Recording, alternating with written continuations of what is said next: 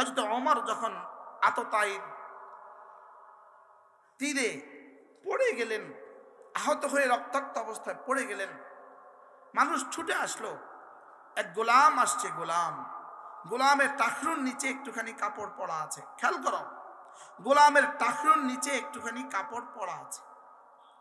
হযরত ওমর আহত অবস্থায় জীবনের শেষ সময়ে হযরত ওমর বললেন, ইরফা ইজারাক, এই তোর কাপড় উঠা।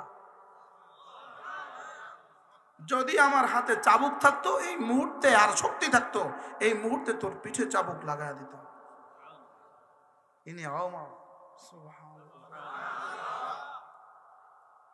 আচ্ছা, জীবনের শেষ শাসন হযরত ওমর কি করলেন? ইরফা ইজারাক, নিচের পায়জামাটা একটু উঠাও, নিচের চাদরটা একটু উঠাও। যদি আমি আহত হয়ে পড়ে না যেতাম, আর আমার হাতে যদি চাবুক থাকতো, শরীরের শক্তি থাকতো, তোর পিঠে লাগা দিতাম কষে। এই ছিল আমাদের ইসলাম। বলবেন টাকুর নিচে একটু কাপড় দিয়ে কি হবে? এটা হইলে কি, না হইলেও কি। একটু টাকুর নিচে প্যান্টটা নেমে গেছে, হুজুর এত অসুবিধাটা কি? এত অসুবিধা হলো? রব বলেন, টাকুর নিচে তোর কাপড় নামছে বা উঠছে, তা আমার কোনো সুবিধাও নাই, আমার কোনো অসুবিধাও নাই। আর তোর ড্রেসের কোনো সুবিধাও নাই, অসুবিধাও নাই। শুধু এতটুকু তোর অসুবিধা, আমার হুকুম তুই লঙ্ঘন করেছিস, আর আমার রাসূলের সুন্নাতটাকে লঙ্ঘন করেছিস। আজীব না? শুধু আমি তোকে পরীক্ষার জন্য দিয়েছি, দেখি তুই আমারটা, আমার রাসূলেরটা মানিস কিনা। সুবহানাল্লাহ বলেন। আজীব না? তোমার টাকুর নিচে একটু কাপড় গেলে তোমার এমন কি লাভ হয়ে গেল, আর আমরা টাকুর নিচে কাপড় উঠাইয়া আমাদের এমন কি ক্ষতি হয়ে গেল? কি ঠিক আছে? আমাদের টাকুর উপরে কাপড় উঠিয়ে আমাদের কি জীবনে কোনো ক্ষতি হয়ে গেছে? কোন এয়ারপোর্টে আমাদেরকে ঢুকতে দেয় নাই, কয় না টাকুর নিচে কাপড় নামান, তারপরে এয়ারপোর্টে ঢুকতে দিবে। কোনোদিন কোনো বিমানে আমাদেরকে উঠতে দেয় নাই। হ্যাঁ, নাকি পৃথিবীর কোনো দামি হোটেল সেরাটনে আমাদেরকে ঢুকতে দেয় নাই। আপনি টাকুর নিচে প্যান্ট পরে হোটেল সেরাটনে যান, আর আমি পায়জামা উপরে উঠে যাই, দেখি গেটে কারে সালাম দেয়।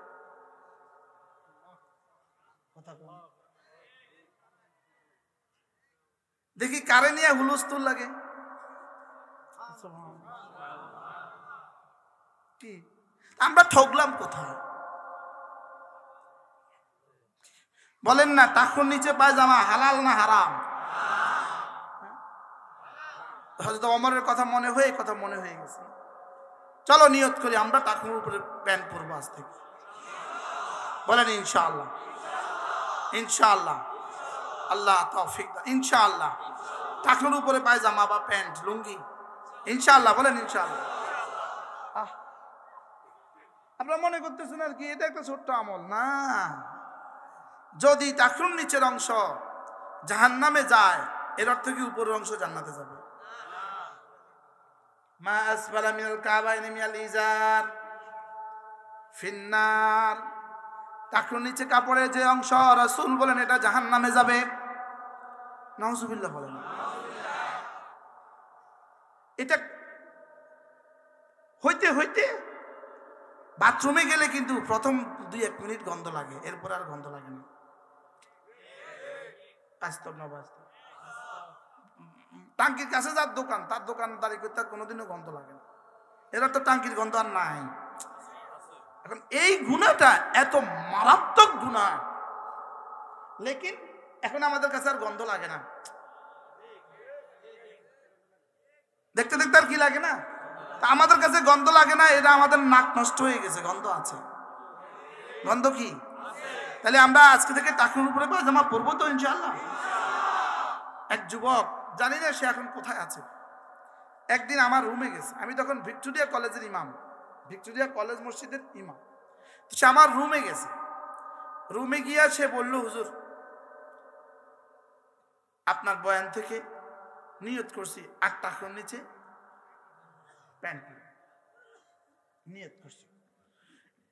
তো এরপরে সে করছে কি, সবগুলো প্যান্ট দর্জির কাছে নিয়ে পা কাটা ফেলছে, কাটা সব উঠে ফেলছে। একদিন এসে বলে হুজুর আর প্যান্ট পরবই না। ওই দিনের এতটুকু স্যাক্রিফাইস তাকে রব্বে করিম এখন প্যান্ট বাদ দেয়া দিছে। সবচেয়ে দামি একটা প্যান্ট ছিল সেই জমানা, আজ থেকে 25 বছর আগে। আমি বললাম সবচেয়ে দামি প্যান্টটা বাইর করো তোমার। সে সবচেয়ে দামি প্যান্টটা বাইর করছে। আমি বলছি এটা আমার দরজার নিচে দিয়ে ইন্দুর ঢুকে আসা যাওয়া করে, এটা এখানে বিছায়া দাও। এত সুন্দর করে মধ্যখান দিয়ে কাইটা এটাতে বাজ কইরা এটার নিচে বিছায়া দিছে। কি বিছাইছে? এরপরে বলছে হুজুর পড়তামও না, কাউকে দিতাম না। আমার রুমের সামনে কেরোসিন দিয়া সুন্দর করে সব আগুন লাগা। আরো মজার খবর আছে, অনেক বছর পরে, ধরেন 15 বছর পরে বিশ্ব ইজতেমাতে তার সাথে আমার দেখা, জামা পায়জামা পাগড়ি। আমি বললাম কি করো? হুজুর আমি একটা গার্মেন্টসে জব করি, আমার বেতন 4 লাখ। আচ্ছা এটা কিসের পুরস্কার জানো? ওয়ামান ইয়াত্তাকিল্লাহ ইয়াজআল লাহু মাখরাজা ওয়া ইয়ারযুকহু মিন হাইথু লা ইয়াহতাসিব। এটা হলো তোমার প্যান্ট পরার পুরস্কার। সুবহানাল্লাহ। এবং প্যান্টের পা কাটার পুরস্কার। এই প্রসঙ্গক্রমে বললাম, আল্লাহ তাআলা যদি কারোর দিলে দিয়ে দেয়। হযরত ওমর, ইনি ওমর, দুই কথা কইছি না? কথা গলা দিয়ে এত দাম হয়ে গেছে, শুধু হযরত ওমর তার গলা দিয়ে এত দামি হয়েছে, মাল দিয়ে এত দামি। দিল আর আমল। সুবহানাল্লাহ বলেন।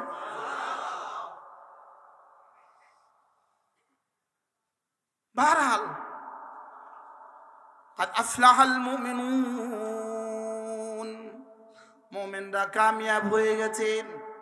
মুমিন কামিয়াব, মুমিন কামিয়াব। কোন মুমিন কামিয়াব? 7 গুণে গুণী যারা কামিয়াব তারা। সুবহানাল্লাহ। কয় গুণ? কয় গুণ? আবার বলেন। এই 7 গুণ আগে মুখস্থ করুন। 1 নাম্বার, খুশুয়ের সাথে নামাজ পড়ে যারা। 2 নাম্বার, অনর্থক কাজ ছেড়ে দেয় যারা। 3 নাম্বার, হিসাব করে করে যাকাত দেয় যারা। 4 নাম্বার, লজ্জাস্থানকে হেফাজত করে যারা। 5 নাম্বার, আমানত রক্ষা করে যারা। 6 নাম্বার, ওয়াদা রক্ষা করে যারা। 7 নাম্বার, সময় মতো নামাজ পড়ে যারা। এবার সবক মুখস্থ করতে হবে একজন একজন, কারণ তোমাদেরকে আমরা এভাবে না পড়াইলে আর কোনো রাস্তা নাই। কারণ স্কুল কলেজে আর কিছু পড়াবে না তোমাদেরকে, ব্যাঙের ডাক শেখানো ছাড়া। অতএব তোমাদেরকে যখন সুযোগ পাইছি এখানেই সবক শিখিয়ে দিতে হবে। আর কোনো কিছুই তোমাদেরকে আর পড়তে হবে না, কারণ পরীক্ষা পদ্ধতি আর লাগবে না। 6, 7, 8, 9, 10 আর পরীক্ষা দিতে হবে না। কারণ পরীক্ষা দিলে যদি পরীক্ষার কারণে হলেও যদি কিছুটা পড়ে ফেলে যদি জাতির জন্য কিছু করতে পারো, এই জন্য যেন আর পরীক্ষা দিয়েও পরীক্ষার পারপাসেও আর পড়তে না। এই জন্য সুযোগ যেহেতু পেয়ে গেছি, আল্লাহ যতক্ষণ দেয় ততক্ষণ সবক এখানে মুখস্থ করাবো। কামিয়াব কারা? 7 গুণে গুণী যারা। বলেন কামিয়াব কারা? আবার বলেন কামিয়াব কারা? দুনিয়াতেও কামিয়াব, আখিরাতেও কামিয়াব। যদি দুনিয়াতে ফকির হয় সে কামিয়াব, যদি দুনিয়াতে বাদশাহ হয় সে কামিয়াব। 7 গুণে গুণী যারা কামিয়াব তারা। দুনিয়াতে ফকির হলো কামিয়াব, বাদশাহ হলো কামিয়াব। 1 নাম্বার, قد أفلح المؤمنون, আল্লাযীনা হুম ফি সালাতিহিম খাশিউন, যারা না খুশুয়ের সাথে নামাজ পড়বা, সুবহানাল্লাহ, যারা না বিনয়ের সাথে নামাজ পড়বা, বলেন যারা না বিনয়ের সাথে নামাজ পড়বা। মজার একটা তথ্য শুনেন, মজার তথ্য।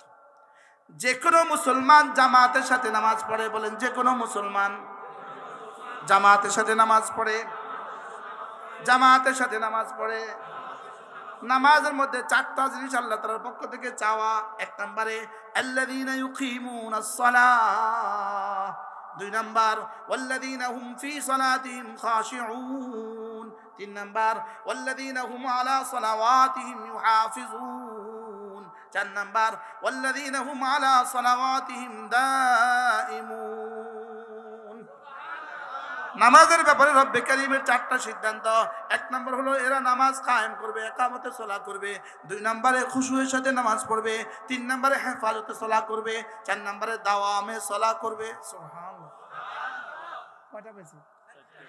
কি কি? একামতে সালাত কি কি? দুই নাম্বার খুশুয়ে সালাত, তিন নাম্বার হেফাজতে সালাত, চার নাম্বার দাওয়ামে সালাত। কয়টা? এক নম্বর হলো এরা নামাজ কায়েম করবে, দুই নম্বরে খুশুয়ের সাথে নামাজ পড়বে, তিন নম্বরে এরা নামাজের হেফাজত করবে, চার নম্বরে এরা নামাজের মধ্যে দায়েম হবে। কয়টা? কয়টা? কি কি ভুলে গেছে? একামতে সালাত না, মুখস্থ করতে হবে, কইছি না আগে। একামতে সালাত, দুই নম্বর খুশু, এই খরস্বর খু তালি বেশ দীর্ঘকার, খুশুয়ে সালাত, তিন নম্বর হেফাজতে সালাত, চার নম্বর দাওয়ামে সালাত। কোন মানুষ যদি বালিগ হওয়ার পর থেকে জামাতের সাথে নামাজ পড়ে, জামাতের সাথে নামাজ পড়ে, এই চারোটা একসাথে তার হয়ে যায়। কয়টা একসাথে হয়? কি কি? যদিও জামাতের সাথে নামাজ পড়লে আমার যদি খুশু নাও থাকে, আমার যদি খুশু নাও থাকে, লেকিন ইমামের খুশুর বরকতে আমারও খুশু লাগা হয়ে গেছে গা। কি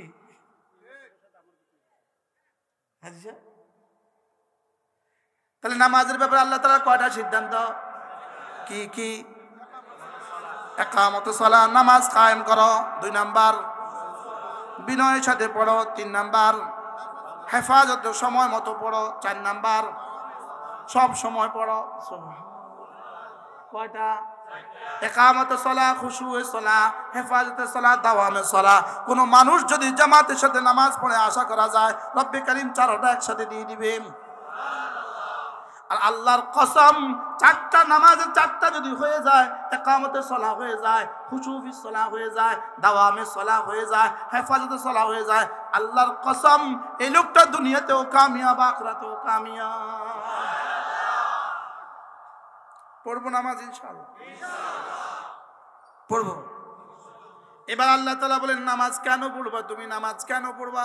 আল্লাহ তাআলা বলেন আকিমিস সালাতা লিযিকরি, নামাজ পড়বা লিতাযকুরানি, নামাজ পড়বা তুমি আমাকে ডাকার জন্য, নামাজ পড়বা আমার জিকিরের জন্য। সুবহানাল্লাহ, নামাজ পড়বা আমার জিকিরের জন্য। বলেন নামাজ পড়বা কেন?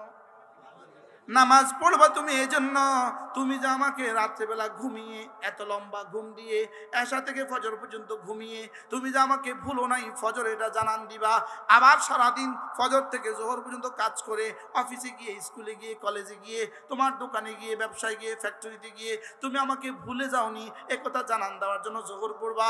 আবার কাজে চলে যাবা, আবার ফ্যাক্টরিতে চলে যাবা, সেখানে গিয়ে তুমি আমাকে ভুলে যাওনি, আবার আসরে এসে জানান দিবা, আবার মাগরিবে এসে জানান দিবা, আবার এশা এসে আমাকে জানিয়ে দিবা। আকিমিস সালাতা লিযিকরি, নামাজ পড়ো জিকিরের জন্য। সুবহানাল্লাহ।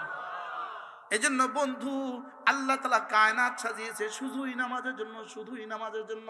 কায়নাত বানিয়েছেন শুধুই নামাজের জন্য, আসমান বানিয়েছেন শুধুই নামাজের জন্য, জমিন বিছিয়েছেন শুধুই নামাজের জন্য, সূর্য উঠে আর ডুবে শুধুই নামাজের জন্য, চাঁদ উঠে আর ডুবে শুধুই নামাজের জন্য। যেমন ধরেন একটা উদাহরণ দিই, একটা উদাহরণ দিলে অর্ধেক বুঝে যাবেন। যেমন ধরেন একটা উদাহরণ, আমি জামাটা কেন পরি? জামাটা পরি সতর ঢাকার জন্য। সতর কেন ঢাকি? নামাজের মধ্যে সতর ঢাকা ফরজ। সুবহানাল্লাহ। তাহলে আমি জামা পরিধান করার জন্য আমার জামা কিনা লাগে, জামা কেনার জন্য কাপড় কিনা লাগে। তাহলে কাপড়ের জন্য দোকান দরকার, দোকানের জন্য পাইকার দরকার, পাইকারের জন্য ফ্যাক্টরি দরকার, ফ্যাক্টরির জন্য তুলা দরকার, তুলার জন্য ক্ষেতের দরকার। সুবহানাল্লাহ। দরকার না? দরকার না? আবার এবার বুঝে থাকলে বলুন তো, জিনাইদয় তুলা চাষ হয়। তুলা চাষ হয় কেন? তুলার জন্য সুতা হবে, তুলা থেকে কি হবে? তাহলে সুতার জন্য ফ্যাক্টরি আছে না নাই? এবার বলেন, এক একটা ফ্যাক্টরিতে বাংলাদেশে সুতার ফ্যাক্টরি কতগুলো আছে মোট? সুবহানাল্লাহ। তাহলে সুতার ফ্যাক্টরিতে কত লক্ষ কর্মচারী বাংলাদেশে কাজ করে? এবার বলেন, সুতার ফ্যাক্টরিতে মেশিনগুলো সব বাংলাদেশে বানায় না জাপান থেকে আনে? সুবহানাল্লাহ। তাহলে জাপানের মেশিনগুলোতে কি পরিমাণ মানুষ কাজ করে? এবার মেশিনগুলো কি মেশিন ওখানে তৈরি হয় না আরেক জায়গাতে তৈরি হয়? এবার মেশিনের জন্য লোহা লাগে না? লাগে না? এবার লোহার ফ্যাক্টরিতে কত মানুষ কাজ করে? হ্যাঁ, আচ্ছা এবার বলেন, মেশিন চলতে এবার বিদ্যুৎ লাগে কি লাগে না? তাহলে এই বিদ্যুতের জন্য কত লক্ষ কর্মচারী কাজ করে? সুবহানাল্লাহ। বিদ্যুৎ ছাড়া মেশিন চলবে? তাহলে তাহলে বিদ্যুতের প্লান্ট বানিয়েছেন কেন? শুধুই মেশিন বানাবার জন্য। মেশিন বানিয়েছেন কেন? কাপড় বানাবার জন্য। কাপড় বানিয়েছেন কেন? সতর ঢাকার জন্য। সতর ঢাকতে হয় কেন? নামাজ পড়া ফরজের জন্য। এই জন্য তো গরু আর ছাগল কাপড় পরতে হয় না, কারণ সতর ঢাকা নাই। সতরও ঢাকা নাই, নামাজও নাই, সতর ঢাকা নাই। এই জন্য ইহুদি বেটিদের কাপড় শর্ট হয়, কারণ সতর ঢাকাও নাই, কাপড়ও নাই। কি বুঝলেন?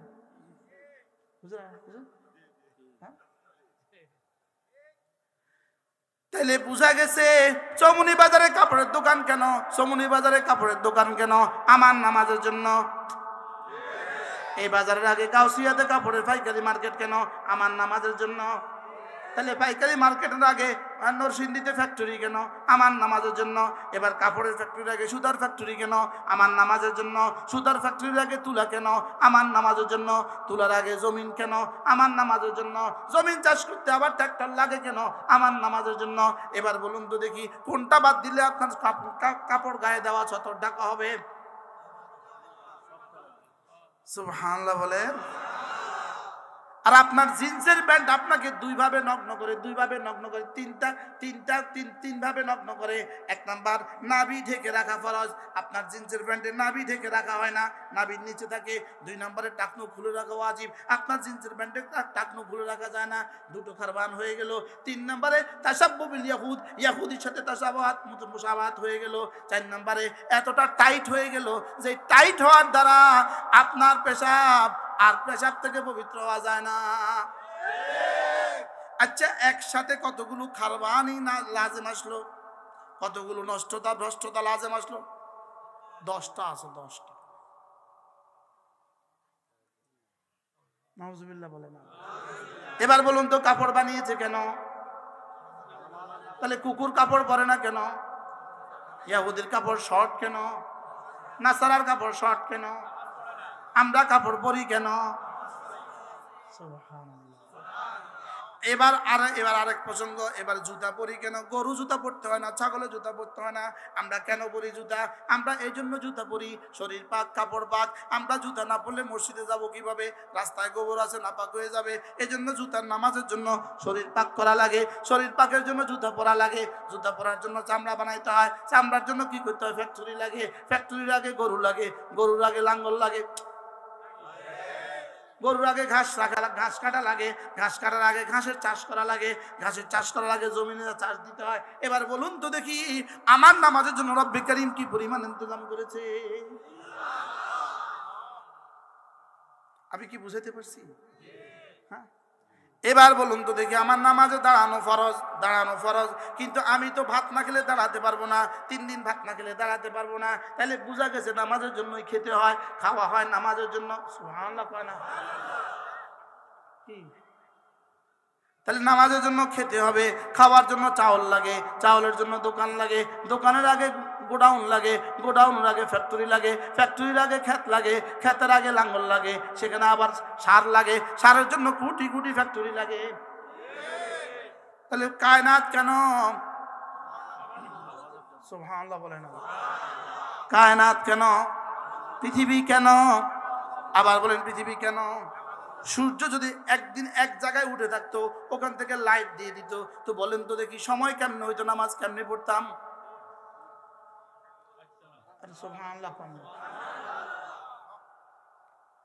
এবার বন্ধু দেখো, পৃথিবীর কোন মাখলুক আমার মতো দুই হাত, পৃথিবীর কোন গাভী তার সামনের দুই হাত কান পর্যন্ত উঠাতে পারে না, পৃথিবীর কোনো গরু তার দুই হাতকে এভাবে বাঁধতে পারে না, পৃথিবীর কোনো ছাগল এভাবে উঠাতে পারে না, পৃথিবীর কোনো হাতি আর ঘোড়া এভাবে উঠাতে পারে না।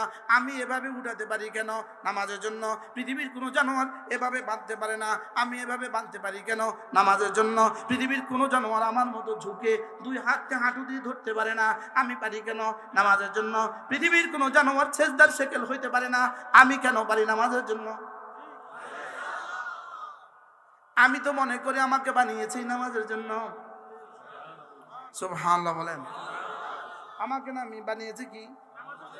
এই যে হযরত মূসা আলাইহিস সালামকে আল্লাহ তাআলা যখন ডাকলেন, ইয়া মূসা, হে মূসা, হে মূসা, কি বললেন? হযরত মূসা সাহস করে বলে উঠলেন, আপনি কে? কে আমাকে ডাকলেন? রব্বুল আলামিন বললেন, ইন্নানি আনা রাব্বুক, আমি তোমার রব লাগি। হযরত মূসা সাহস করে জিজ্ঞেস করলেন, আমার রবের নাম কি? আল্লাহ তাআলা বলেন, ইন্নানি আনাল্লাহ, আমার নাম আল্লাহ। হযরত মূসা সাহস করে জিজ্ঞেস করলেন, তাহলে আপনার পরিচয় কি? তো আল্লাহ তাআলা বললেন, লা ইলাহা ইল্লা আনা, আমি ছাড়া কেউ নাই, এটাই আমার পরিচয়। আমি ছাড়া কেউ নাই, এটা আমার কি? এটা আমার পরিচয়, এটা আমার পরিচয়। হযরত মূসা সাহস করে জিজ্ঞেস করলেন, আপনি ছাড়া কেউ নাই, এটা যদি আপনার পরিচয়, আমি কি করব? আল্লাহ তাআলা বলেন, ফাবুদনি, তাইলে গোলামি করব আমার। যুবকরা গোলামি করব কার? ইবাদত করব কার? আবার বলেন কার? ইবাদত করব আল্লাহর। এবার হযরত মূসা সাহস করে জিজ্ঞেস করলেন, আপনি এত বড়, আমি এত ছোট, আমি কিভাবে আপনার ইবাদত করব? ফাকাইফা আ'বুদুকা, কিভাবে আপনার ইবাদত করব? আল্লাহ তাআলা বলেন, আকিমিস সালাহ, পড়ো নামাজ। তাহলে ফাবুদনি তাফসীর আকিমিস সালাহ। তাহলে ওয়ামা খালাকাতুল জিন্না ওয়াল ইনসা ইল্লা লিয়াবুদুন, তাহলে তরজমা যেন এমনই হলো, আমি তোমাকে বানিয়েছি শুধুই নামাজের জন্য। কি হয়? শুধু কি? এখন প্রশ্ন হলো, বাকি সমস্ত গুনাহগুলো নিষেধ করলেন কেন? চুরি করতে নিষেধ করলেন কেন? জেনা করতে নিষেধ করলেন কেন? ডাকাতি করতে নিষেধ করলেন কেন? রব্বুল আলামিন এগুলো নিষেধ করলেন কেন? শুধুই নামাজকে সংরক্ষণের জন্য। সুবহানাল্লাহ বলে না। মানহিয়াত গুলো করেছেন কেন? মামুরাতকে হেফাজতের জন্য। সুবহানাল্লাহ। নিষেধাজ্ঞাগুলো কেন করেছেন? আদিষ্টগুলোকে সহি সালামতে করার জন্য। যদি সে চুরি করে তাহলে সবাই জানবে সে চোর, এই চোর আর মসজিদে গেলে যেতে পারবে না। এই জন্য মসজিদকে সংরক্ষণ করার জন্য, নামাজের জন্য খবরদার চুরি করা যাবে না। আরে সুবহানাল্লাহ। খুদানা গাছা জানা করে ফেলেছে, এলাকার মানুষ তাকে খারাপ বলবে, এবার সে মসজিদে গেলে মানুষ তাকে টিটকারি দিবে। এই জন্য রব্বে কারীম বলেন, খবরদার জেনা করা যাবে না। তাহলে সমস্ত গুনাহ নিষেধ কেন?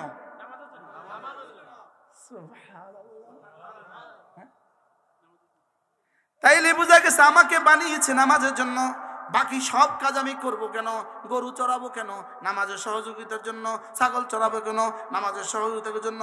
কাজ করব কেন? নামাজের সহযোগিতার জন্য। স্কুলে যাব কেন? নামাজের সহযোগিতার জন্য। কলেজে চাকরি করব কেন? নামাজের সহযোগিতার জন্য। সুবহানাল্লাহ। কি বুঝতেছেন? হ্যাঁ, আবার বলেন, قد أفلح المؤمنون الذين هم في صلاتهم خاشعون। কামিয়াব কে খুশুয়ের সাথে নামাজ পড়ে যে।